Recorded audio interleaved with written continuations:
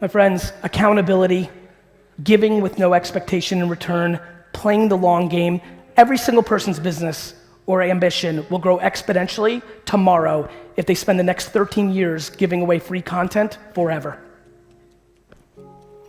Seems super non-natural. When do you monetize? How do you do this? The person that holds the breath the longest wins. You know, it's just very simple. The problem is there's so many people here that are just not patient. And you're not the youngsters aren't patient because they have chips on their shoulder because they want to prove to mom and dad that they're right and they're going to do it their way. And the second they start doing their process, they've got the pressure on them. They haven't made it yet. This is all about shortcuts versus the long game. I spent the first 13 years of my career building my dad's liquor business for him. I was 34 years old, had no money to my name, owned 0% of Wine Library, and started VaynerMedia with AJ by getting somebody to pay us $80,000 before we did the campaign because I had no dollars. I decided to spend the first 13 years of my life working 15 hours a day to build my dad's business for him because I felt so thankful for what my parents did for me. So when people say easy for you or this and that, I'm like, look at my narrative. How many of you are not 34 years old? Younger than 34, raise your hands. All of you that just raised your hands, I never made $100,000 a year. Think about how much time you actually have. I honed my skills, I learned how to build a business, but everybody's so impatient. Lack of patience and entitlement are the frameworks to why people aren't successful here. I'm talking very heady shit off the gate because before I get to the examples of what you should do on Facebook and Instagram and how influencer marketing's working and where the white space in our industry and voice and Alexa skills and all the shit I'm gonna go into in a minute, before I get there, if your fucking mind isn't right, it doesn't matter how you execute. And for the people that are over 45 and above, if you're still trying to get yours, you need to understand that if you're not satisfied, if you're not where you want to be, you need to understand that you've had time now to play, and the way you've been playing it isn't working. Just important to understand that. Now, if you're pumped and you're awesome, then fucking you won. And by the way, this isn't a money game. If you make $57,000 a year and have the work-life balance that you want, you're happy as shit, you fucking won. I know people making $8 million a year that are fucking miserable and hate their fucking life. And I have friends who make $67,000 a year loving life, 4 softball teams, and fucking love it. It's not a dollars and cents shit. I don't give a fuck how much money you make. Do you feel pumped as fuck when you wake up? Like I do. I barely fucking sleep, on these kind of trips, and I can't wait to get over here and talk to you about it because I fucking love it. I love grinding. I love all the fires I had to put out in the green room. I love that we lost an $8 million pitch today. I love it. I love it. I mean it. Because I don't want the stuff. I don't want the stuff. Everybody wants the fucking stuff. You want the stuff because it's closing a gap of insecurity or not happiness. That's what you want. You want nice shit so other people think you're good because you're not confident within your own self. When you start actually figuring out how not to give a fuck about anybody else's opinion for real, and I'm talking about your spouse and your children and your parents that deep, let alone your fucking neighbor or your homie from around the way, shit gets really fucking quiet in here. Shit gets real good in here. And I am desperate to figure out why you feel like you aren't in that place. What is it? Parenting? I get it. I know why. I'm just trying to get you to realize, what are you waiting for to change?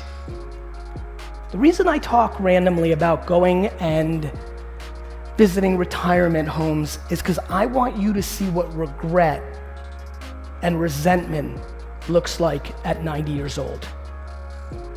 The reason I think the number one thing that every person in this room should do is go and volunteer in a retirement home next week for a day is because A, it's a nice deed and they'll love it, but you are gonna get disproportionately more value out of it because you're gonna look at a stranger who's not your grandparent and you're gonna jam. You'll talk and you'll interact. And I promise you, when you see 90-year-old regret or resentment from not doing or living their lives by somebody else's point of view, AKA their parents, you will get so fucking scared, it will completely change the course of how you do shit. It stuns me that people's self-esteem in this room is wrapped up in how many Instagram followers they have. It stuns me in the shit that we do because of other people's opinions. The reason I've been able to deploy patience is because when I was 29 years old and worked for my daddy's liquor store and my other friends were at Wall Street and making $200,000 a year, I didn't give a fuck. I didn't give a fuck because I knew how it was gonna all end up. I knew exactly who I was. I laugh that you guys think I'm doing something right now. I haven't even fucking started. I'm being dead fucking serious with you. And so, I've spent the last 2 or 3 years spending more time trying to figure out what the fuck, how did they build me like this? What was the circumstance that got me here? And how the hell do I pass on anything to you? I realize the reason I give away all my best stuff for free is because if you get some, it's not gonna come out of my expense. I love how many of you think you've got some big idea that you can't share with anybody and you want people to sign NDAs. What the fuck's the matter with you? Ideas are completely a commodity. I'll give you every idea of every business that's gonna work. I'll give you 1,000 of them in esports and AI and machine learning and blockchain and crypto. And I'll go on and on. I'll give you everything. I'll give them every single thing. The problem is ideas are like knowing you should do push-ups. Knowing you should do push-ups versus doing push-ups is a very big difference. I am always talking about hustle and hard work, and people like to razz me too much. The only reason I talk about that is it's not interesting for me to sit here and tell you to become smarter. Imagine if this talk was like, hey guys, be smarter. There's zero practicality in that. The one guaranteed controllable thing for this entire audience, row by row, is if you work more could happen. If you work, I love when people are like, hey Gary, but they raise the hand and accuse, hey Gary, listen, you talk about working hard, but I'm working smart, and that's working. And I'm like, cool bro, but I'm working hard and smart, so fuck you. I don't know if you guys heard, but people are fucking living on this device. Literally, I almost had a heart attack in the green room because I was in the green room, I went to go take a piss, I put my phone down, and it started sliding. My life flashed before my eyes. The thought that this would go into the toilet and I would not be able to have a phone for a day and a half blew my fucking face off my body. This is the single most important, literally, I have a wallet on me, I would literally rather somebody come up here, shoot me with a gun, and steal my passport than lose my phone. Why is that? It's because the world runs through this. Now, you may think that's sad because you grew up pre-cell phone. You might think that's sad because you reminisce of the days you had a pager and that was super cool.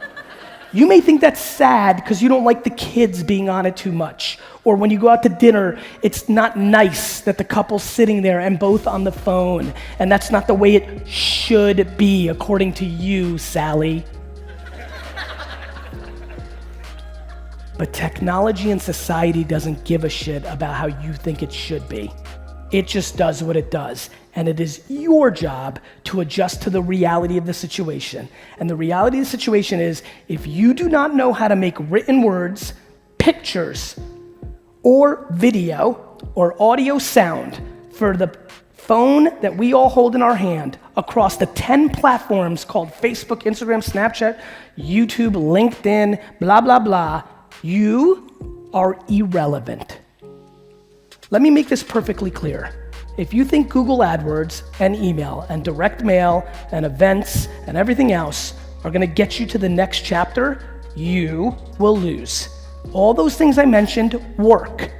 They're just either priced appropriately or grossly overpriced, while the things I just talked about prior to that are grossly underpriced. If you pay the appropriate price for Google and direct mail, and your competitor underbuys attention on Facebook and Instagram, you will lose.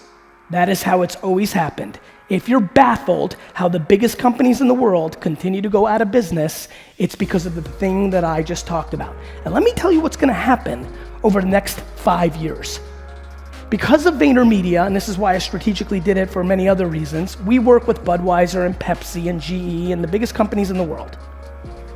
None of these companies are remotely close spending enough money on Facebook. Not even close.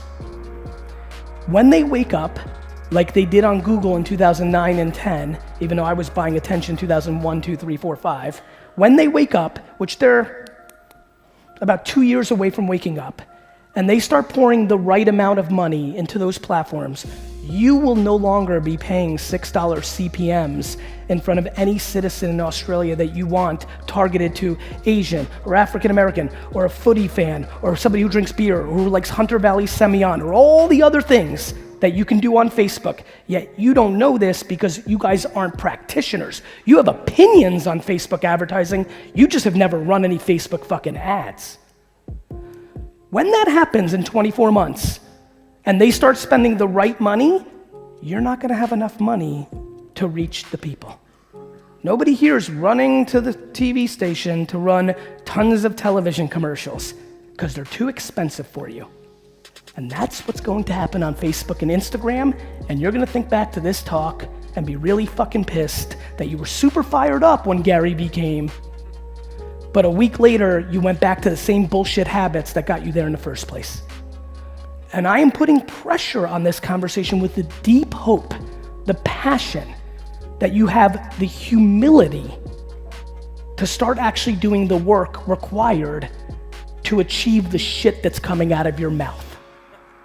I am fascinated by how many people here are gonna build $1 million business and aren't putting in enough work or enough research and smarts to get even close to that place.